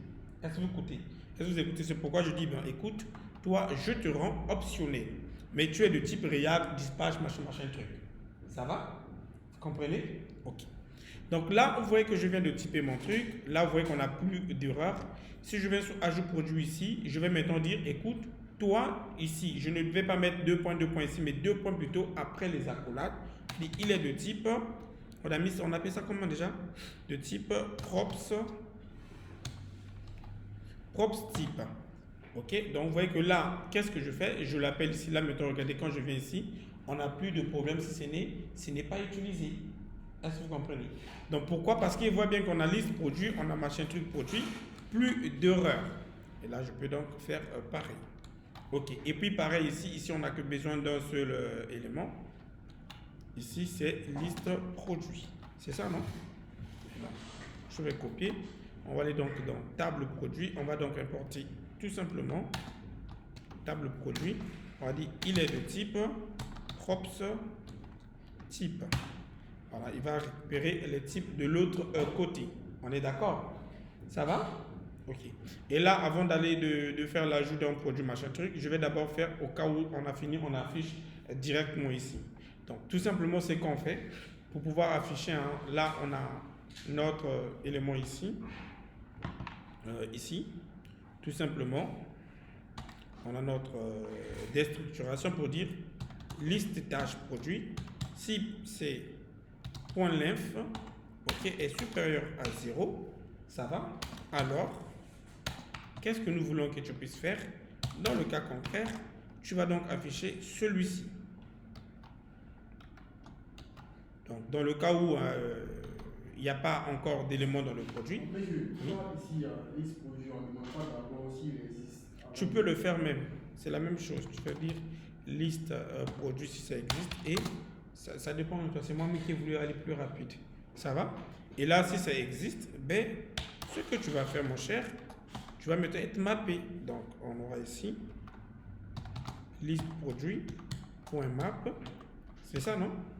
Ici, on aura donc item, ou encore vous pouvez le représenter par produit tout court. On va dire ici produit CV. Produit. Ok, on aura donc besoin de quoi? D'un TR. Et le TR, attention, en React, il doit avoir une propriété qu'on appelle le key. Et le key ici, c'est tout simplement produit .id, hein, au cas où l'ID existait. Est-ce que vous écoutez? Ça va? Ok. Et là, on va donc avoir nos fameux TD. Oh. TD du premier TD ici, c'est le nom. Ça va? Donc, c'est produit. Ah, excusez-moi. C'est produit. Point nom. Et donc, vous ajoutez, vous faites pareil pour tout le reste. Donc, ça permettra de pouvoir les afficher. On aura le prix, le stock. Et ici, on aura action. Ici, action, ça sera juste 2 boutons. Je vous laisse à la maison d'aller le gérer. Hein. On aura juste un bouton ici qui sera ici modifié. OK. On a encore un autre bouton. Supprimer. Et enfin, on aura un autre bouton. Soit voir. Les détails. Juste si vous voulez voir les détails, machin truc. Donc ici, on va faire une classe name. de display flex avec un petit gap de 2 pour les séparer, tout simplement comme ça. Donc là on aura le prix et là on aura stock. Voilà. Ok, donc là vous voyez que ce côté est terminé. Donc du coup ici qu'est-ce que ça fait?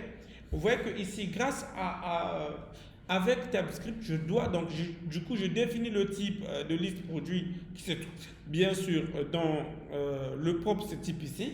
Est-ce que vous comprenez? Je définis le type de la propriété et là je fais juste appel comme on fait d'habitude. Est-ce que vous comprenez? En fait, qu'est-ce que TypeScript va faire? Mais avant de pouvoir afficher les éléments dans le tableau, il va d'abord voir est-ce que les éléments que je vais afficher respectent les normes, respectent le typage défini en amont. Si ça ne respecte pas, automatiquement, il affiche une erreur.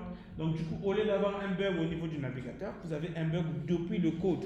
Donc, vous pouvez rapidement le corriger pour ne pas avoir des surprises à l'écran. Vous comprenez maintenant? Ça va? Ok.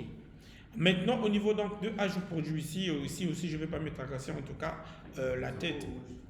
Oui, c'est parce que ce n'est pas encore utilisé. Voilà, là, ce n'est pas encore utilisé, c'est normal. Donc, du coup, je ne vais pas me tracasser la tête, hein, les amis. Je vais donc ici venir simplement ici. Faire donc mon fameux const. Regardez, const. Ici, ça sera ici quoi? Ça sera, on aura ici forme. OK. Cette forme. Mais qui sera donc égal à quoi? C'est un useState. Alors, ici, c'est un objet, OK, qui va prendre les propriétés. Mais attention, comme c'est un objet, ben, je vais lui dire il est de type produit type. C'est un objet qui est de type produit type qui va donc avoir besoin de quoi? Il aura besoin donc du nom. Par défaut, c'est vide. On a besoin du stock. Par défaut, c'est vide. Et on aura besoin de... Ah, ça c'est 0. Bon, excusez-moi. Vous voyez que ça souligne déjà. Parce qu'ici, il va me dire, ben voilà, quoi que stock, c'est un nombre. En fait, il attend un nombre. C'est ça l'avantage d'utiliser TypeScript. Donc, vous voyez que j'ai fait une erreur. TypeScript m'a automatiquement corrigé. OK? Et là, on aura besoin de quoi? Du prix, qui est aussi 0. Et là, en tout cas, je vais ajouter description, qui est par défaut au vide. Date, ça sera ajouté par défaut. L'identifiant sera ajouté par défaut. Est-ce qu'on est d'accord? Ça va? Ok, je vais rapidement dire à l'IA ici, hein, je n'ai pas besoin de me tracasser. On va le faire quand même ensemble. Ici, donc, je vais créer une fonction qui va récupérer les éléments du champ. Donc, que ce soit un const, and change. Ça, on a déjà fait ça avec vous. J'avais dit c'est du copier-coller si vous vous rappelez. Ça va? Qu'il soit ici une fonction qui va prendre donc le E. On va venir le typer tout à l'heure, ne vous en faites pas. OK, et on avait dit la dernière fois, ça fait const. Il va prendre le name, virgule, et quoi? Et value. Ça, je n'explique plus vraiment les choses qu'on a déjà vues. Hein. Point target. Voilà. Oh, dégage. Ça, on a déjà vu ça avec vous, donc je le réexplique plus.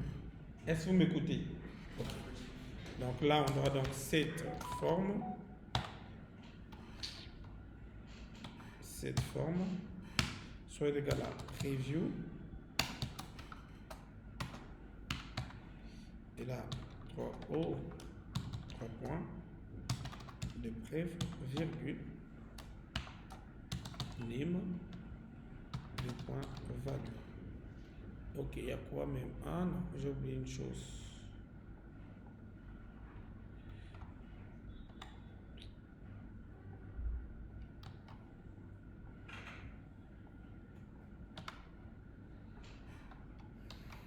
Voilà. Donc cette fonction, comme je vous avais dit la dernière fois, ça vous permet de pouvoir... Ça vous permet de pouvoir... comment vous appelez ça? Ça vous permet de pouvoir lancer, en fait, récupérer ce qui sera saisi dans le formulaire. On est d'accord? Maintenant, le problème, c'est qu'ici, on a un problème, on dit E ici. Quand vous créez, comme j'ai dit tout à l'heure, une fonction avec paramètres, les paramètres doivent obligatoirement avoir des types. Est-ce que vous écoutez? Mais je ne connais pas le type de ce E. Malheureusement, je ne le connais pas. Est-ce que vous comprenez? Voilà, on ne l'a pas encore déclaré pour aller voir ce que TypeScript, comment TypeScript l'appelle. Mais comme c'est un E qui va récupérer les éléments dans un champ, je ne vais pas me tracasser la tête. Tout simplement, ce que je vais faire appel donc à mon fonction endChange comme d'habitude. Donc, je sais que dans mon formulaire, au niveau donc, du nom ici, je vais déjà ajouter sa propriété name qui sera donc le nom. C'est ça, non? Et pour récupérer ce qui sera saisi, on a dit c'est la propriété onChange. C'est pas ça? C'est la propriété onChange. Ah, là, je vais prendre E. Et là, je fais appel à endChange et je mets E comme ça. Et là, regardez. Le E, en fait, que celui-ci attend, ben, c'est ce E-là. Est-ce que vous voyez? Alors que j'ai passé en paramètre.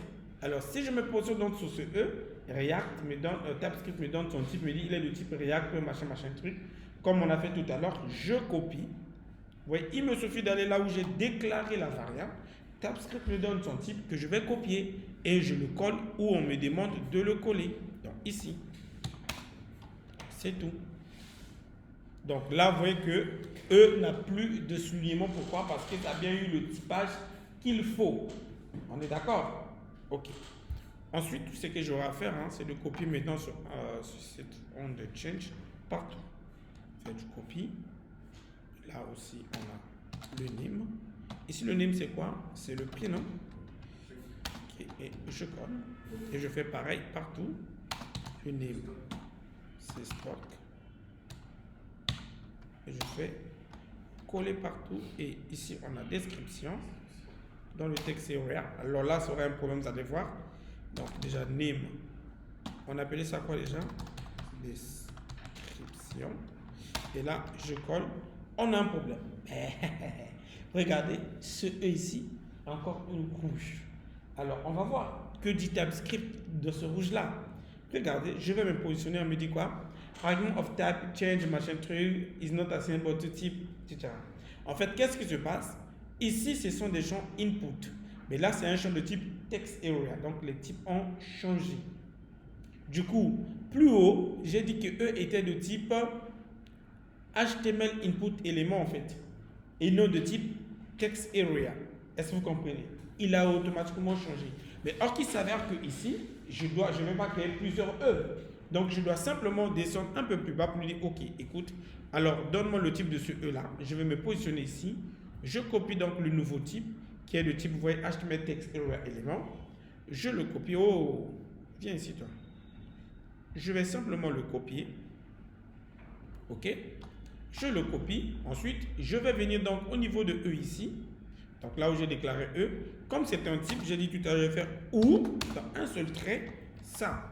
En d'autres termes, je lui dis, soit il a, en fait, il peut prendre les éléments de type HTML input ou des éléments de type text area. Est-ce que vous écoutez? Donc les deux types, ça passe ici. Vous voyez dans les cas où on fait le ou. Mais ou avec un seul trait parce que c'est le typage. Ça va? Ok. Et là, on peut voir que nous venons de typer notre truc. Ok, maintenant, là, c'est le bouton qui nous reste. Bon, le bouton, c'est le submit.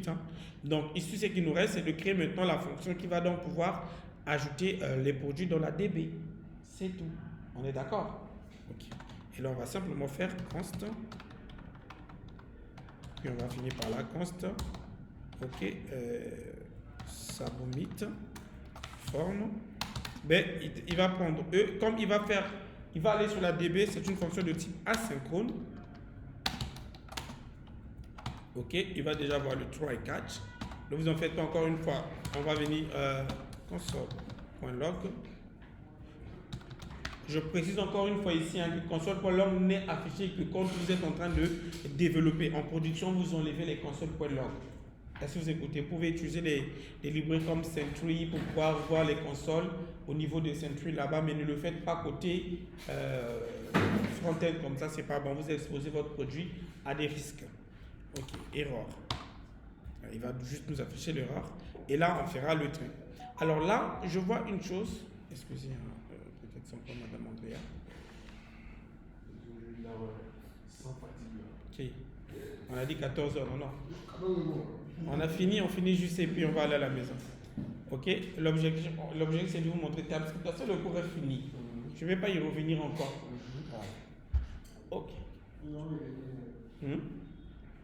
Oui, dans les exercices maintenant, pas dans le cours. Est-ce que tu comprends? Dans les exercices, mais plus dans le cours. Parce qu'à partir d'aujourd'hui, ce que vous devrez savoir, que je ne vais plus faire du JavaScript avec vous. Une fois que le cours de TypeScript est appris, tout le reste des projets qu'on créera avec vous sera que du TS. Il n'y a plus JS maintenant. Donc, tu comprends qu'on va toujours y revenir jusqu'à ce qu'on va finir le programme. Je dis, bon, bah, alors, allez chez vous, je suis fatigué de voir vos visages. Allez chercher, mettons, de l'argent. Ok. Donc, du coup, ici, vous voyez que le E ici encore souligné. Attention, s'il vous plaît. Le E de handle change et le E de submit form sont deux E différents. Ce E là, c'est le E des champs input, mais alors que ce E là, c'est le E de la soumission du formulaire. Est-ce que vous écoutez? Donc, pour pouvoir donc récupérer la propriété de ce E, ben, il me suffit de venir dans form et d'ajouter la propriété en submit. Ok? Et là, je vais le mettre le E en question ici. Et là, on va prendre le E. Et là, comme on a fait tout à l'heure, je me positionne sur le E, je prends le type forme élément machin quoi là. Vous comprenez que ce n'est pas difficile ici. Et là, je le colle ici, deux points, je le type E point machin truc, forme élément, voilà. Et là, je peux mettre mon E point prevent default pour ne pas que le navigateur soit rafraîchi. Ça va? Et maintenant, là, je peux donc faire mon const de la requête égale à await. Et oui, bon, ici, je n'ai pas utilisé Axios. Je suis obligé, je vais utiliser Fetch, qui est le mode natif de JavaScript. Parce que en fait, je n'avais pas installé Axios dès le départ. Mais si vous voulez, vous pouvez toujours installer Axios pour aller plus vite. Ça va? Mais je vais vous montrer aujourd'hui le mode Fetch. Donc ici, je dis await de Fetch. Ok, Fetch, pas besoin de l'installer. Et il va me demander où se trouve le serveur. Ah, là, j'avais oublié de le mettre un peu plus haut ici. Je vais le déclarer un peu plus haut ici. Je vais le déclarer. Vous pouvez aller le déclarer dans la page home et puis l'importer comme truc. Ce serait même mieux. Donc, depuis ici, on va l'appeler const serveur égal à quoi? On avait dit comment on importe ça ici. Là, je vous écoute. Pour importer notre variable d'environnement ici. On fait quoi? On a d'abord import .meta .inf on appelle ça comment? On appelle ça comment? Attendez, laissez-moi aller voir. Tu es sûr? Ok.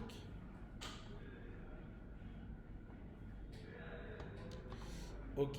Donc, mettons ce serveur-là, je vais le faire passer comme props aussi.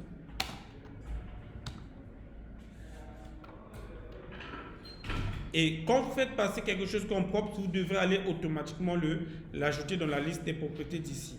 Est-ce que vous écoutez? Donc là, on va faire virgule, on va ajouter ça ici. C'est optionnel lui aussi. Et lui, il est juste de type string, hein. Il n'est pas de type compliqué. Est-ce que vous comprenez? C'est juste une chaîne de caractères qui est là. Donc, il n'est pas de type chiant. Ok. Et puis donc, dans ajout produit, je vais l'ajouter un peu ici. Serveur. Et là, donc dans mon fait ici, je vais dire écoute. Je vais faire backstep, excusez-moi, $, serveur, slash, la route qui a créé le truc là, c'était quoi? Permettez-moi de le prendre. Produit, pas production, produit mon cher. J'avais mis production. Production. Bon, en tout cas, c'est comme ça, c'est pas grave. Vous comprenez que c'est produit. Alors, qu'est-ce que je fais? Voilà, slash produit. Et là, quand vous utilisez le mode fetch, vous devez faire comme ça. En fait, c'est que les gens n'aiment pas trop de ça parce que c'est long. Vous voyez que je fais d'abord fetch, et puis j'ouvre encore les accolades, je dois préciser les headers. Donc, les headers, ce sont les entêtes pour dire que j'envoie les données dans quel format. Est-ce que vous comprenez? Donc, vous devrez préciser. Vous devez simplement faire ici que les données, donc content, tirer, type, et là, vous mettez deux points. Et mettre application slash JSON. Ça veut simplement dire que j'envoie les données en format JSON. Ça veut dire comme ça. Axio le gère automatiquement, c'est pourquoi vous voyez que dans Axio c'est une seule ligne. Avec Fetch, comme c'est le mode natif, vous devez préciser les idées dans les entêtes, dans le format des éléments que vous envoyez. Ensuite, vous devez préciser la méthode. Donc, vous devrez préciser la méthode. Nous, ici, c'est la méthode d'ajout, donc c'est la méthode de type post, pour dire que c'est un ajout qu'on est en train de faire. Si c'était la récupération, c'est le get. Est-ce que vous écoutez? Ensuite, ce qui est fini, il va vous dire où sont les bodies. Donc, les bodies sont les propriétés que vous envoyez, en fait, que vous voulez ajouter. Donc, ici, les bodies, quand vous les ajoutez, vous devez le convertir en JSON.stringify, malheureusement, de notre JSON. Ça s'appelle form. Donc, voilà ce que vous envoyez. Donc, en fait, qu'est-ce qu'il va faire? Il va contacter le serveur, il va voir que les données que vous envoyez sont de format JSON. La méthode est le post. Ok, c'est que nous on fait Axios.post. Axios, ça fait ça en une seule ligne. Et là, le body, c'est la forme, donc les éléments que nous avons saisis. Et pour terminer, on va faire donc un const de réponse égale à await, malheureusement ici de requête.json. Ok, donc on récupère aussi de la base de données les réponses en format JSON. Est-ce que vous écoutez? Ensuite, if, ici, réponse. Ok, on va dire, bon, ici on va simplement dire, hein, on va tout simplement dire, une fois que tout est bon, donc on va dire, voilà, if réponse, ok, point ID, par exemple, c'est-à-dire l'identifiant de l'élément qu'on veut ajouter, ça existe. Alors, qu'est-ce que nous voulons que tu puisses faire? Ben, ce que nous voulons que tu puisses faire, c'est quoi? Ben, tu vas faire la mise à jour des listes produits en faisant donc set liste produit. C'est ça, non? On avait fait ça la dernière fois, il était à 3.3 points. Liste produit, virgule, réponse. Alors là, il me l'a souligné. On va se positionner la question, il dit quoi? Cannot invoke object with possibility undefined. Il me dit ici, ah, on va libérer la salle de truc. On me dit, il ne peut pas appeler un objet avec le type non défini. Pourquoi? Ici, il me dit que le type de cette liste produit n'est pas défini, mais tout simplement parce que lorsque nous l'avons déclaré, nous l'avons rendu optionnel. On a dit que c'était optionnel, il pouvait ne pas être utilisé. Pour TypeScript, par défaut, ce n'est pas défini. Donc du coup, comme nous ici, on veut faire les choses, on va le forcer, on va dire non, non, non.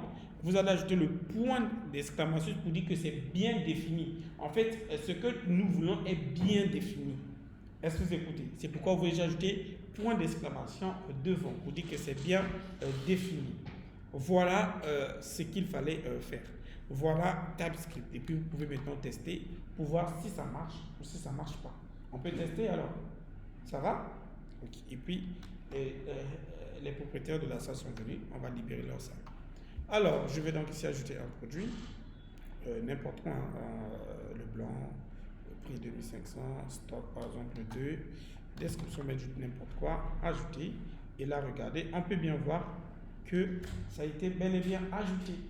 Et là, vous allez voir qu'une fois que vous avez fait comme ça, si votre application, vous avez vraiment pris le temps de gérer les erreurs et autres, pour savoir que vous avez des erreurs, il vous suffit d'ouvrir le terminal, ensuite de venir sur problème. Ici, on vous montre que nous avons un problème. Vous voyez dire React is declared but is never read.